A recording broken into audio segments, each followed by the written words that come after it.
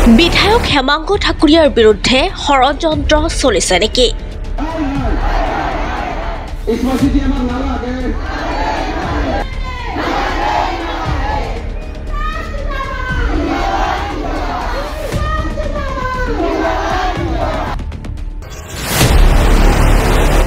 ৰাজনৈতিকভাৱে হত্যা কৰিব খোজা হৈছে নেকি বিধায়ক হেমাংগক?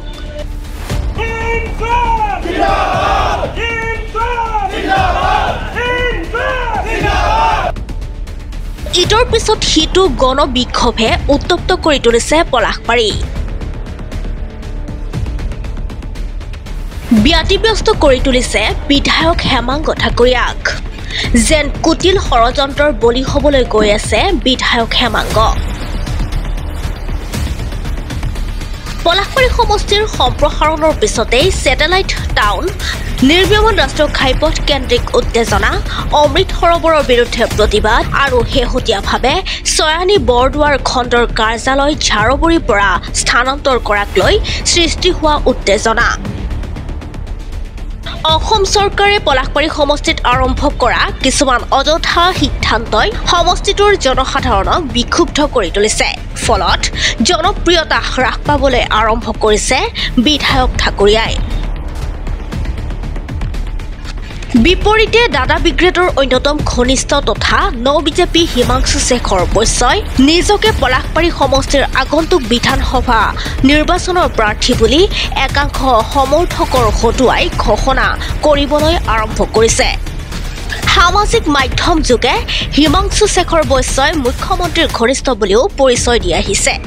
পলাশবাৰীক প্ৰতিনিধিত্ব কৰিবলৈ যুযুধান হিমাংশু হেমাংগৰ শীতল যুঁজখন ক্ৰমে উত্তপ্ত হৈ অহাৰ সময়তে ৰাজ্য চৰকাৰে একপক্ষীয়ভাৱে পলাশবাৰীত ছেটেলাইট চিটি স্থাপন তথা খণ্ড উন্নয়ন বিষয়াৰ কাৰ্যালয় স্থানান্তৰৰ পৰিকল্পনা কৰাত স্বাভাৱিকতে সন্ধিয়ান হৈ পৰিছে ৰাজনৈতিক বিশ্লেষক মহল। আমাৰ কৃষিভূমি, আমি কৃষিজীৱী মানুহ। অসমখন বা ভাৰতবৰ্ষখন উন্নতি হ'ব লাগিলে কৃষি অবিহনে উন্নতি হ'ব নোৱাৰে, আপোনালোকে নিজে জানে, আটাইয়ে জানে। গতিকে কৃষি প্ৰধান এটা অঞ্চল কালি আহি কিনে তেখেতে যদি স্মাৰ্ট চিটিৰ কথা ভাবে, কিবা চুইমিং পুলৰ কথা ভাবে, আমাৰ সেইবিলাকৰ কাণ্ডজ্ঞ নাই। আমাৰ মানুহ কৃষিজীৱী, সদায় কৃষিৰ লগত তুলনা কৰি খাই আছে আৰু কৃষি অবিহনে আমাৰ মানুহ লগন পৰব, সঁচা কথা। গতিকে আজি আপোনালোকে চাওক, গুৱাহাটীখন এজাক বৰষুণত বানপানী হৈ যায়।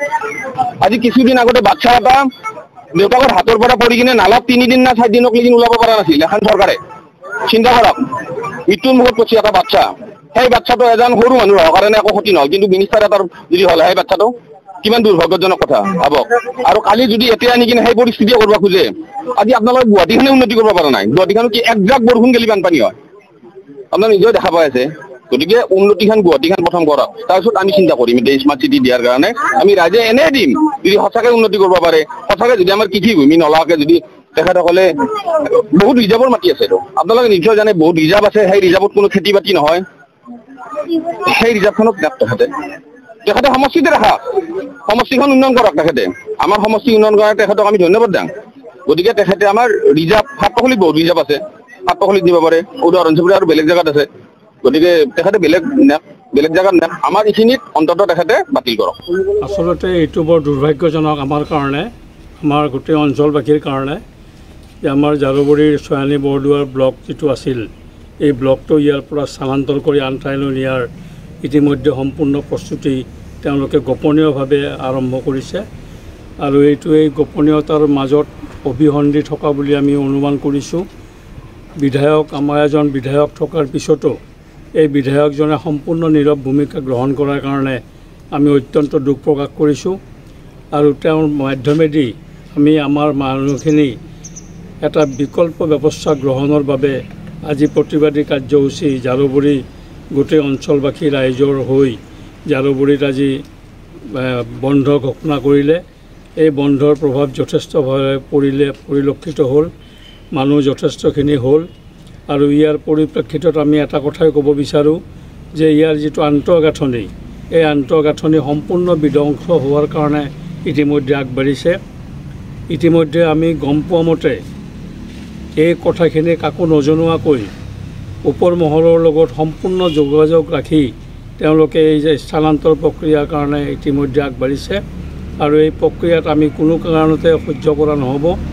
ইয়াৰ যিকোনো বিকল্প ব্যৱস্থা গ্ৰহণৰ কাৰণে আমি সাজু আছোঁ। এই অঞ্চলবাসী ৰাইজৰ দুখ দুৰ্দশাৰ কথা চিন্তা কৰি আমি আগবাঢ়িছোঁ। আজিৰ পৰাই আৰম্ভ হ'ব আমাৰ এই প্ৰতিবাদী কাৰ্যসূচী। এই প্ৰতিবাদী কাৰ্যসূচীৰ মাজতে আমি মাননীয় মুখ্যমন্ত্ৰী মহোদয়ক লগ কৰাৰ কাৰণেও আমি ইতিমধ্যে সিদ্ধান্ত গ্ৰহণ কৰিছোঁ। আমি আশা কৰোঁ অহা দিনবিলাকত ইয়াৰ এনেকুৱা আত্মঘাতী সিদ্ধান্ত নলৈ এই জাৰবৰীতে এই ব্লকখন থকাৰ কাৰণে যো-জা চলাব বুলি আমি আশা ৰাখিছোঁ। মোক জনাব লাগিছিল, মোক জনোৱা নাই। ইতিমধ্যে এই গোপনে ৰাখিছে। এই কথা তেওঁলোকে অতি গোপনে ৰাখি আমাৰ মানুহৰ মাজত কথাখিনি বিয়পাই নিদি তেওঁলোকে একপক্ষীয়ভাৱে কাম কৰিছে। আনকি মোকো জনোৱা নাই। মোক নজনোৱাটো অতি দুৰ্ভাগ্যজনক। চৰকাৰে ডিলিমিটেশ্যনৰ পিছত সমষ্টিৰ পৰিসৰবিলাক যথেষ্ট বৃদ্ধি কৰিছে। এই ডিলিমিটেশ্যন সম্পৰ্কত আমি ৰাজনৈতিক পথাৰত অতীজৰে পৰা আমি কিন্তু বিৰোধিতা কৰি আহিছিলোঁ। উদ্দেশ্য প্ৰণোদিতভাৱে ডিলিমিটেশ্যন হৈছে। ইয়াৰ ফলত ৰাজনৈতিক কথা বতৰা বাদ দিও ৰাইজৰ কিন্তু অনিষ্ট হ'ব। ৰাইজে আৰু চৰকাৰৰ মাজত যিটো যোগসূত্ৰ ইয়াত প্ৰভাৱ পৰিব। এই কথাবিলাক আমি আজি নহয়, আজিৰ পৰা 1.5 বছৰ 2 বছৰ আগৰ পৰাই আমি চিঞৰ বাখৰ কৰি আছোঁ। চৰকাৰে আমাক বিৰোধী আস্ফালন বুলি এইটো প্ৰতিহত কৰিছিল, ক'ব বিচাৰিছিল। সংখ্যাৰ বলত তেওঁলোকে নিজৰ সিদ্ধান্তবিলাক লৈছিল আৰু আজি তাৰে ফল ৰাইজে ভুগিছে। তাৰ ফল আজি ৰাইজে ভুগিছে। এইবিলাক হ'ল জ্বলন্ত উদাহৰণ। এটা সমষ্টিত দুটাতকৈ হেনো বেছি ব্লক থাকিব নোৱাৰে। এতিয়া সমষ্টি ডিলিমিটেশ্যন হ'ল, খুব কম সময়ৰ ভিতৰত তেওঁলোকে এইটো 3টালৈ আগুৱাই দিলে। এতিয়া আমাৰ কথা হ'ল, সমষ্টি যেতিয়া বাঢ়িল, এই পলাশবাৰী সমষ্টি আগতে 1.5 লাখ ভোটৰ ভিতৰত সমষ্টি নিৰ্ধাৰিত আছিল। আজি প্ৰায় 2.5 লাখৰ ওচৰা-ওচৰি হ'ল, 2,20,000ৰ ওপৰত আজি সমষ্টিৰ ভোটাৰ। 6টা পঞ্চায়ত এৰিয়া বাঢ়িল আৰু যিকেইটা পঞ্চায়ত বাঢ়িছে সেইকেইটা বৃহৎ জনসংখ্যাৰ তুলনাত এৰিয়াটো যথেষ্ট ডাঙৰ। গতিকে এই জাৰবৰী ব্লকত পৰা 25 কিলোমিটাৰ দূৰৰ পৰা কোনোবা আহি ইয়াত কাম কাজ কৰাটো এজন গৰীব মানুহৰ কাৰণে প্ৰধানমন্ত্ৰী আৱাস যোজনাৰ ঘৰ বিচাৰি এখন ফৰ্ম দিব অহাটো কেনেকুৱা কথা হ'ব সেইটো আপোনালোকে অনুধাৱন কৰিব পাৰে। দ্বিতীয় কথা হ'ল, চৰকাৰে যদি 2টাৰ পৰিৱৰ্তে 3টালৈ নিব পাৰে ব্লক, 4টা কৰাত কিবা আপত্তি আছে নেকি? যদিও আপত্তি আছে, ডিলিমিটেশ্যন কৰাৰ সময়ত তেওঁলোকে ভাবিব লাগিছিল। আৰু ডিলিমিটেশ্যন যিহেতু কৰিলে, তেওঁলোকে 30 বছৰলৈ অসমীয়া জাতিক যিহেতু তেওঁলোকে জীয়াই ৰাখিব বিচাৰিলে, 30 বছৰ পিছত হয়তো তেওঁলোকৰ ডিলিমিটেশ্যনৰ সূত্ৰমতেই অসমীয়া জাতি নাথাকিব পাৰে। আমি বিচাৰিছিলোঁ চিৰদিনৰ কাৰণে অসমীয়া জাতি জীয়াই থাকক। তেওঁলোকে মাত্ৰ 30 বছৰৰ কাৰণে অসমীয়া জাতিক জীয়াই ৰাখিব বিচাৰিলে। ৰাজনৈতিক কথা বতৰা তেওঁলোকৰ এইবিলাক আছে, আপোনালোকে চাই ল'ব। 3টা যদি কৰিব পাৰে ব্লক, 4টা কৰাত আপত্তি কি আছে? আজি এখন গাঁও আছিল, এই জাৰবৰীত ব্লক হোৱাৰ পিছত আজি এখন মফচলীয় অঞ্চল হ'ল। ইয়াত হাজাৰজন মানুহৰ ইনকামৰ থলী হ'ল এই কাৰ্যালয়টো। বিভিন্ন প্ৰক্ৰিয়াৰে এখন পাণ দোকান, এখন ই ৰিক্সা, এখন টেম্পো, বিভিন্ন কথা বতৰা ইয়াত জড়িত আছে। আজি হঠাৎ এনেকুৱা এটা সিদ্ধান্তত জাৰবৰী ৰাইজে আপত্তি কৰাৰ ফল আছে আৰু সেই ফলক আমি গুৰুত্ব দিবৰ কাৰণে ইয়াত আহিছোঁ। আৰু এই সিদ্ধান্তবিলাক চৰকাৰে যেতিয়া এই সিদ্ধান্তবিলাক ল'ব, ৰাতিৰ ভিতৰত যিবিলাক সিদ্ধান্ত লয়, এই সিদ্ধান্তবিলাক লওঁতে অঞ্চলবাসী ৰাইজক বিশ্বাসত লৈ আলোচনা বিলোচনাৰ জৰিয়তে আগবঢ়াটো ভাল। প্ৰশাসনে কেতিয়াও ৰাইজক ৰাস্তাত ওলাই আহিবলগীয়া চিটুৱেশ্যন কৰাটো দুৰ্ভাগ্যজনক। এজন প্ৰতিনিধি আছে, এজন ৰাইজৰ প্ৰতিনিধি আছে, তেখেতে নাজানে কথা বতৰাবিলাক, নে একো গমেই নাপায়, নে সকলো জানি শুনি কৰিছে? আমি কোনটো ধৰিম?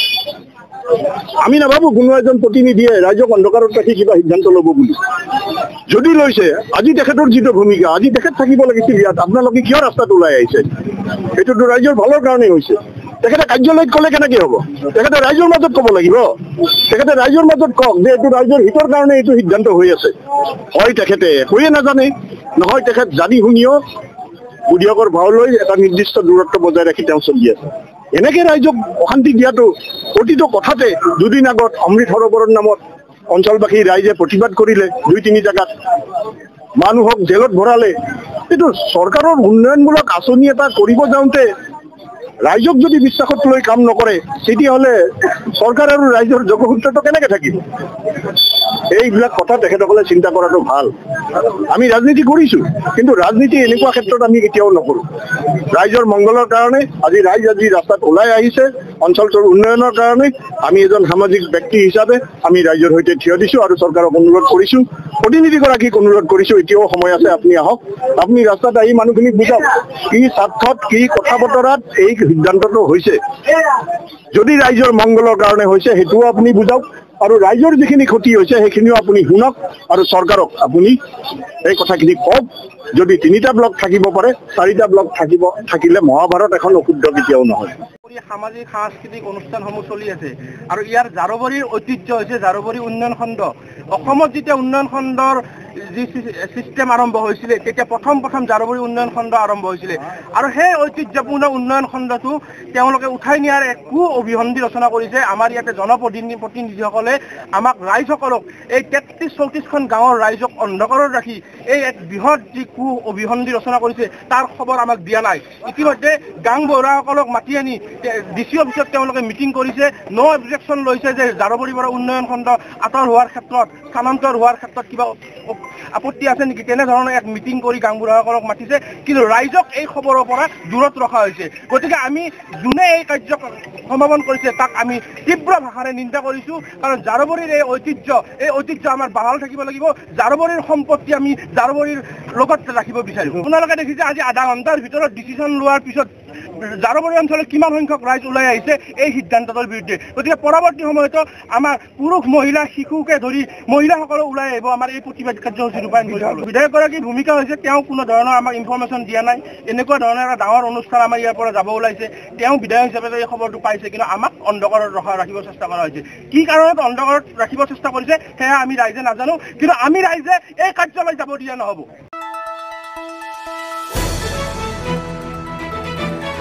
দ্য নিউজলেণ্ডছ, অবিৰত তথ্যানুসন্ধান, আপোনাৰ সেৱাত খবৰ সন্ধান। দ্য নিউজলেণ্ড।